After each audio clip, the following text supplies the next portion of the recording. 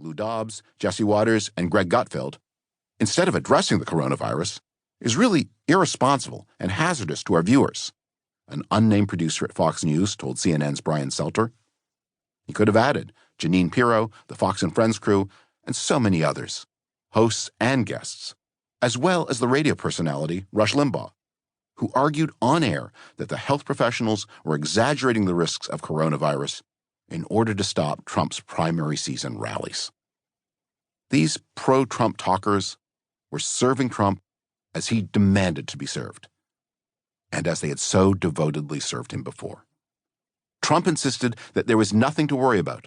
The virus was only the common flu, that the number of cases would soon drop to zero, that he had imposed airtight containment, that there was nothing to worry about. His allies seconded his message. His supporters believed it. Trump responds to challenge by directing rage at some designated enemy.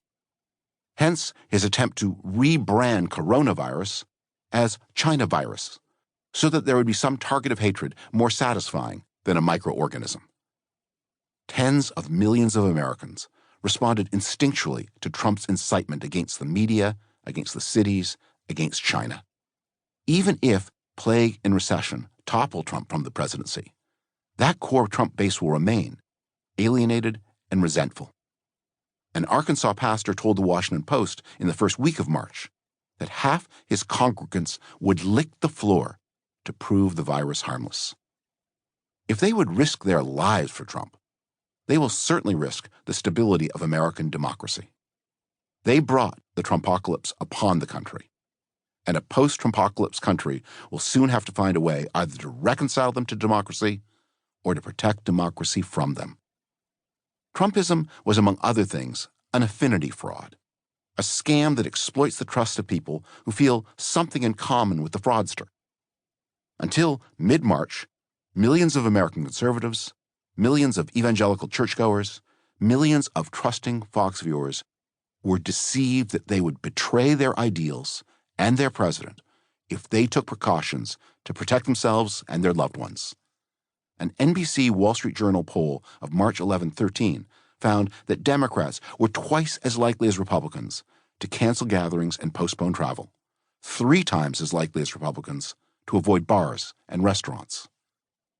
Yet even as the Trump base harmed itself, the rest of American society demonstrated its enduring resilience. While the president blathered lethal fantasies, the free American media shared life-saving information. While the Trump-led federal government dithered incompetently, state governments and civil society filled the void. Lady Gaga dispensed better health advice to her social media followers than the President of the United States did to his. You will know, listener, the success of this social response.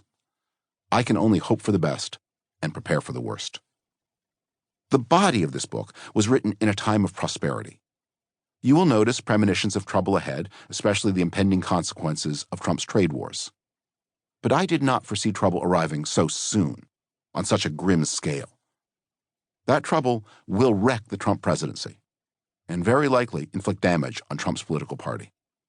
The United States will shortly be swinging on a social and political pendulum far, far away from Trump. That swing the book did foresee. In the second half of the book, I speculated about a new era of reform following upon the Trump era. But there is an important difference between the reforms I urge in Trumpocalypse and the reforms promised by the politicians most likely to head the U.S. government after the election of 2020. The incoming politicians' promised reforms are progressive, with a lowercase p. Those incoming politicians vow to redistribute income, expand the social insurance system, loosen immigration enforcement, direct more public funds to colleges and universities, and raise taxes on wealthier people and businesses. The reforms I address in this book, however, are mostly progressive with a capital P. My proposed reforms would enhance the efficiency of government, improve the integrity of elections, and strengthen the national state. They are, to a great extent, reforms of the process of government, whose benefits will accrue over years and decades, not immediate responses to the crisis of the moment.